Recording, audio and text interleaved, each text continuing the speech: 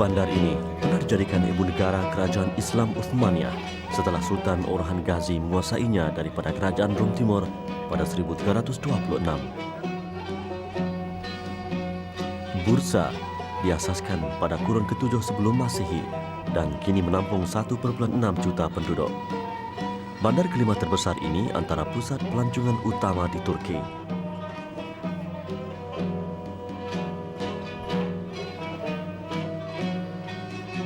Perjalanan darat dari Istanbul sejauh 243 km mengambil masa kira-kira 3 jam.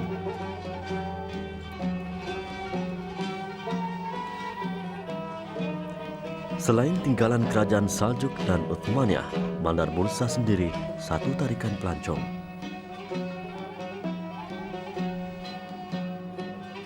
Penduduk tempatan pula memanfaatkan kehadiran pelancong dengan menjual cenderahati untuk menambah rezeki. Contohnya, seni lukis halus bertemakan kaligrafi. Dan aneka barangan hiasan diperbuat daripada perak.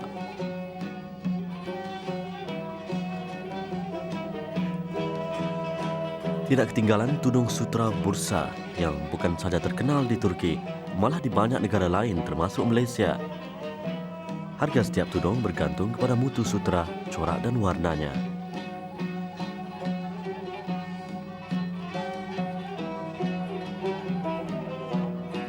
Bagi peminat antik, kedai-kedai barangan terpakai di bandar ini turut menawarkan pilihan menarik seperti permaidani, pintu, almari dan peralatan dapur daripada kayu yang dipercayai dibuat semasa zaman kerajaan Uthmaniyah.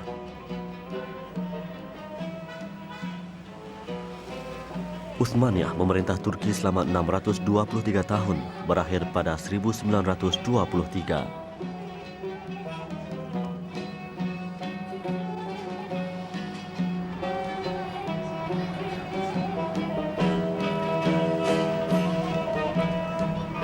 Menurut penduduk Bursa, Nabi Khidir alaihissalam pernah singgah di kawasan ini.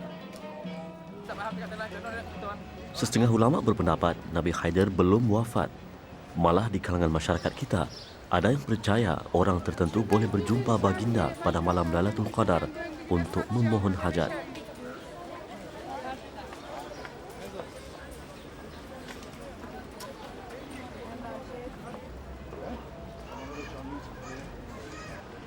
Nabi Khidir dikatakan menjaga laut, manakala Nabi Ilyas menjaga hutan dan bukit bukau. Namun tiada satu ayat pun di dalam Al-Quran yang merujuk kepada Nabi Khidir secara khusus.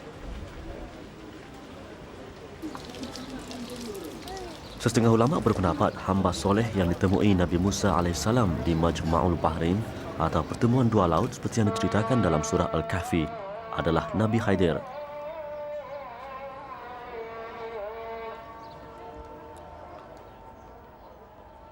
Masjid kebanggaan penduduk Bursa ini mempunyai 20 kubah dan 12 tiang besar yang menyokong bumbung. Ia dibina Sultan Bayazid pada 1399. Sebagiannya telah dibina semula setelah runtuh akibat gempa bumi yang melanda pada 1850.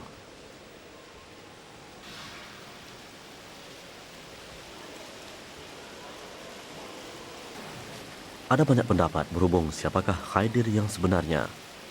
Ada pihak mendakwa Khidir adalah gelaran kepada seorang lelaki Bani Israel, Balia bin Muklan. Bagaimanapun, pendapat ini tidak disandarkan kepada ayat Al-Quran maupun hadis. Pendapat kedua mengatakan Khidir sebenarnya Nabi Ilyas atau Nabi Ilyasa alaihissalam.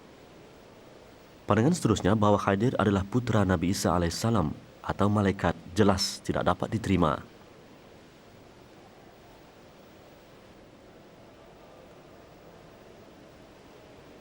Mimbar ini satu daripada warisan Masjid Uthmaniyah yang masih berkeadaan baik.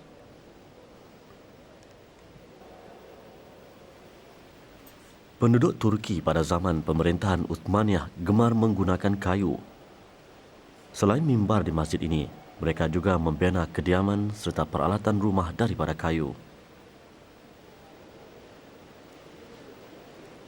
Khidir dikatakan antara 4 nabi yang masih hidup sehingga ke hari ini. Baginda dan Nabi Ilyas alaihissalam dikatakan masih hidup di bumi, manakala di langit Nabi Idris dan Isa alaihissalam. Ada dua riwayat yang menjelaskan bagaimana Khadir boleh hidup untuk tempoh yang sangat panjang. Pertama, Baginda dikatakan mendapat syafaat Nabi Adam alaihissalam. Sebelum wafat, Nabi Adam alaihissalam memohon kepada Allah Subhanahu wa taala agar memanjangkan umur sesiapa yang menyempurnakan jenazahnya. Khadir hamba Allah yang melaksanakan tugas itu. Menurut pendapat kedua pula, Khadir pernah meminum ma'ul hayat yang bermaksud air kehidupan. Dikatakan sesiapa yang meminumnya, umurnya akan panjang. Penduduk tempatan juga mempunyai beberapa kepercayaan mengenai Nabi Khadir. Umpamanya, huruf waw ini dikatakan pada asalnya ditulis Nabi Khadir sendiri.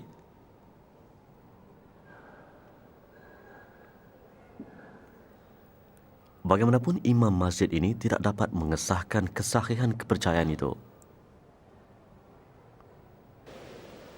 Mengapa waw dipilih? Dan apakah maksud di sebalik huruf berkenaan tidak diketahui?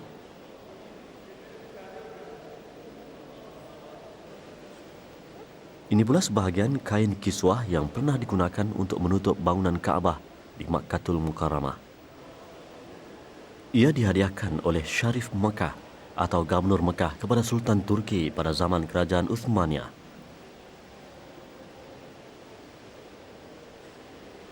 Perawi hadis terkemuka Imam Bukhari berpendapat Nabi Khadir telah wafat. Seorang ulama Ibnu Taimiyah sependapat dengan Imam Bukhari. Beliau berhujjah, sekiranya Nabi Khadir masih hidup ketika zaman Nabi Muhammad SAW, sudah tentu Nabi Khadir telah menemui Rasulullah dan berjuang bersama baginda.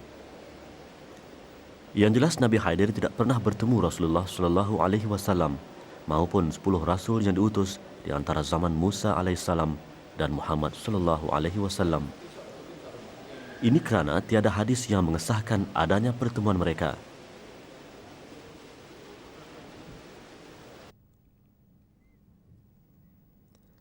Hampir setiap sudut masjid ini dihiasi seni khat atau kaligrafi yang menggabungkan pengaruh Turki, Arab dan Saljuk. Setiap ciptaan mempunyai maksud tersendiri.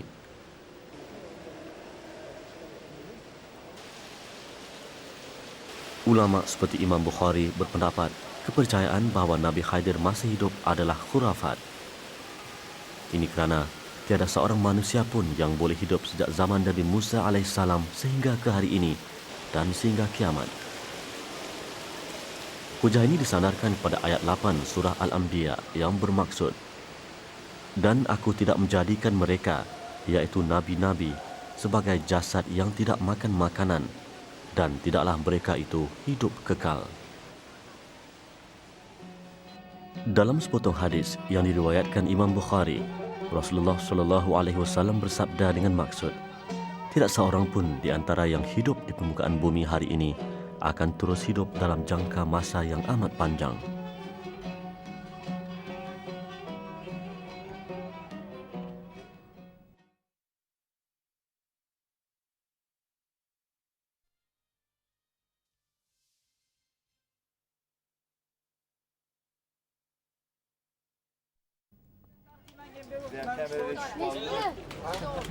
Samarkand di Uzbekistan turut dikaitkan dengan kisah Nabi Khadir. Menurut cerita penduduk tempatan, Nabi Khadir pernah singgah di bandar ini semasa pengembaraan baginda. Samarkand bermaksud bandar berpasir atau sandy place. Ia pernah muncul sebagai pusat ilmu paling gemilang di dunia sebelah sini dengan terbinanya sebuah universiti Islam hasil usaha Mirzo Ulugh-Bek, Raja Uzbek. Ulugh-Bek juga seorang ahli fikir dan ahli sains. Di sinilah terletaknya madrasah yang dibina Ulugh-Bek antara 1417 dan 1420. Madrasah Ulugh-Bek yang dibina 2 tingkat menempatkan kelas-kelas pengajian dan sebuah masjid. Nyata, pendidikan dan agama perlu berjalan seiring. Reka bentuk madrasah ini menggabungkan pengaruh Parsi seperti penggunaan mozaik biru pada kubah ini. Pada kurun ke-17, dua lagi pusat pendidikan dibina berhampiran Madrasah Ulugh Beg.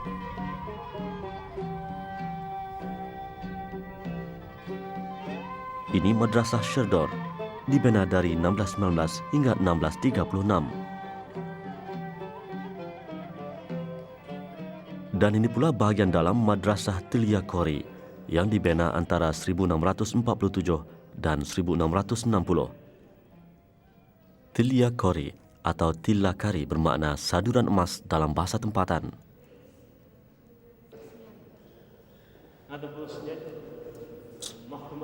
Gelaran ini timbul kerana hampir semua bahagian di Dewan Utama Madrasah ini diperindah dengan seni hiasan bersalut emas. Lebih 900 tahun sebelum madrasah ini dibina, penduduk tempatan mendirikan sebuah masjid tidak jauh dari sini yang dinamakan dengan nama seorang Nabi.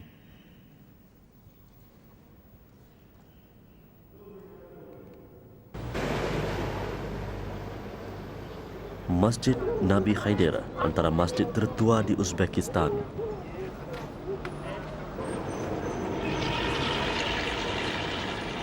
Ia mula-mula dibina pada kurun ke-7 atas daya usaha pendakwah berbangsa Arab yang merantau ke sini untuk menyebarkan Islam.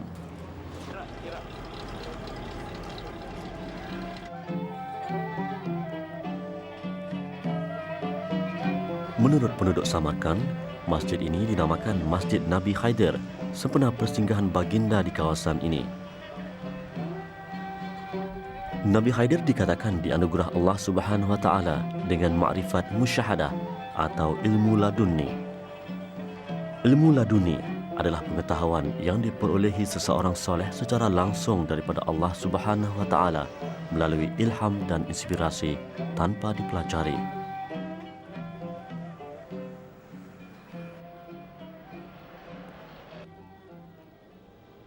Masjid ini terlalu uzur.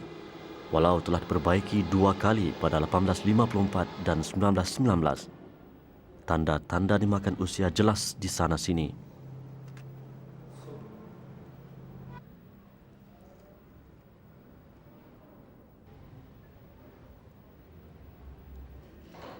Ilmu laduni yang dikurniakan kepada Nabi Haider bukan hasil pemikiran semula jadi, tetapi bergantung sepenuhnya kepada kehendak dan kurnia Allah Subhanahu wa taala.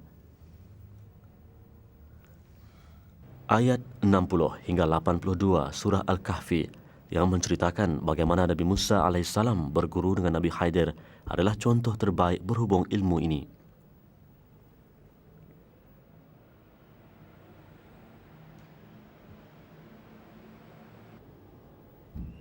Ayat-ayat berkenaan menggambarkan Nabi Haider mempunyai ilmu laduni, manakala Nabi Musa AS cuma mempunyai ilmu lahir atau pengetahuan biasa.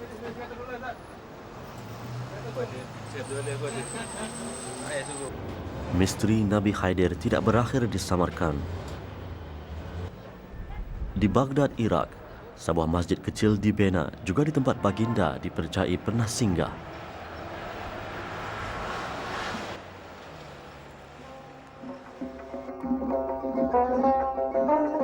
Selain Baghdad, makam atau tempat singgah Nabi Haider sebelum ini pernah ditemui di Kefel, 130 km di selatan Baghdad. Masjid ini terletak di tebing sungai Tigris di pinggir Baghdad. Pada musim bunga, ketika salji di kawasan tanah tinggi di utara Iraq cair, seluruh masjid ini akan tenggelam. Masjid ini akan hanya kelihatan dan selamat untuk diziarahi setelah air sungai surut pada musim panas.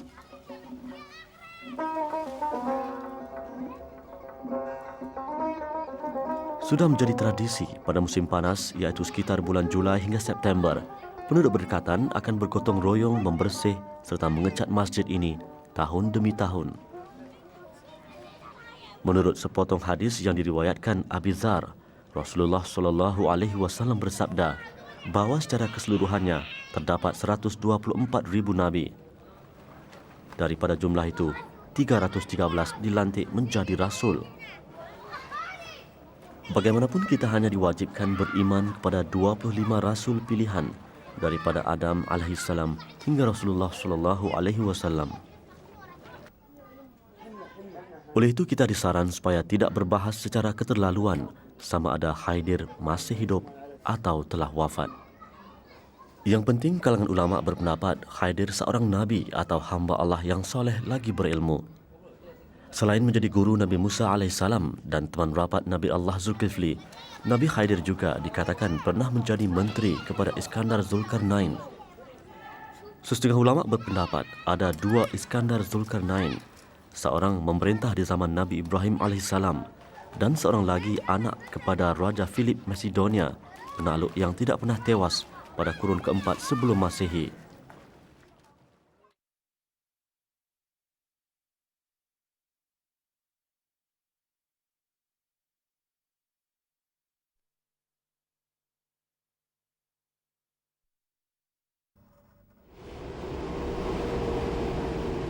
Latakia atau Lazikia di barat Syria, bersempadan Laut Mediterranean, bandar paling moden di negara Asia Barat ini.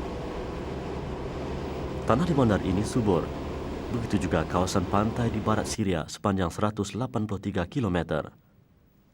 Mengimbas pertemuan Nabi Musa alaihissalam dengan lelaki alim di satu tempat bernama Pertemuan Dua Laut, ulama berpendapat lelaki yang dimaksudkan adalah Nabi Khaidir.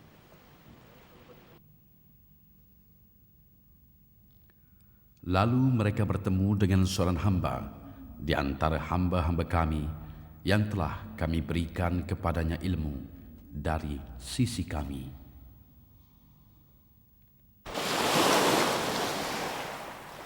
Nabi Khaidir dipercayai pernah sampai di Badrusia, tidak jauh dari bandar pelabuhan Latakia. Ini lokasi keempat persinggahan Nabi Khaidir yang terletak di pantai atau tebing sungai. Sebelum ini baginda dipercayai pernah singgah di Ras Muhammad di pertemuan Semenanjung Sinai, Mesir dengan Laut Merah.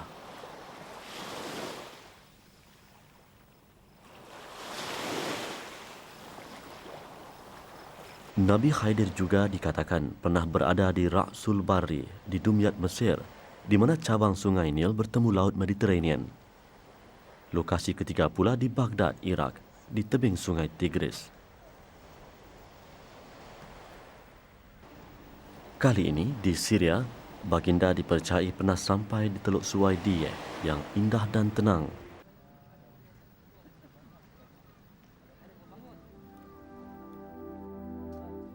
Menurut penduduk sekitar di kawasan inilah Nabi Khaidir pernah singgah. Masjid ini didirikan sebagai mengingati peristiwa itu. Bagaimana dan mengapa sebuah kubur boleh berada di sini masih menjadi misteri. Sememangnya kisah Nabi Khaidir sangat menarik. Apakah baginda seorang pengembara? Ini berdasarkan penemuan banyak lokasi yang didakwa penduduk tempatan sebagai tempat persinggahan baginda, walaupun kesahihan lokasi-lokasi itu tidak dapat disahkan. Setakat ini, Nabi Khaidir didakwa pernah sampai di Mesir, Syria, Iraq, Turki dan Uzbekistan. Bagaimanakah baginda boleh sampai ke tempat-tempat ini yang jauh jaraknya antara satu sama lain? Adakah dengan berjalan kaki atau menaiki haiwan tunggangan? Atau apakah baginda dikurniakan Allah Subhanahu wa taala dengan keistimewaan tertentu yang membolehkan baginda merantau merintasi ribuan kilometer dengan mudah? Hanya Allah Subhanahu wa taala sahaja yang mengetahui. Nabi Khaidir juga hamba Allah yang warak. Setiap kali singgah di sesuatu tempat, baginda tidak pernah melupakan tanggungjawab kepada Allah, Tuhan semesta alam, seperti menunaikan ibadah sembahyang.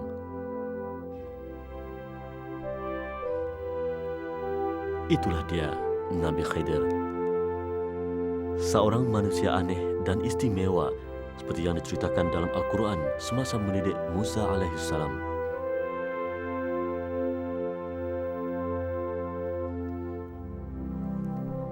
Misteri Khaidir menarik perhatian masyarakat umum, sama ada di timur maupun di barat. Kisahnya sering diperkatakan.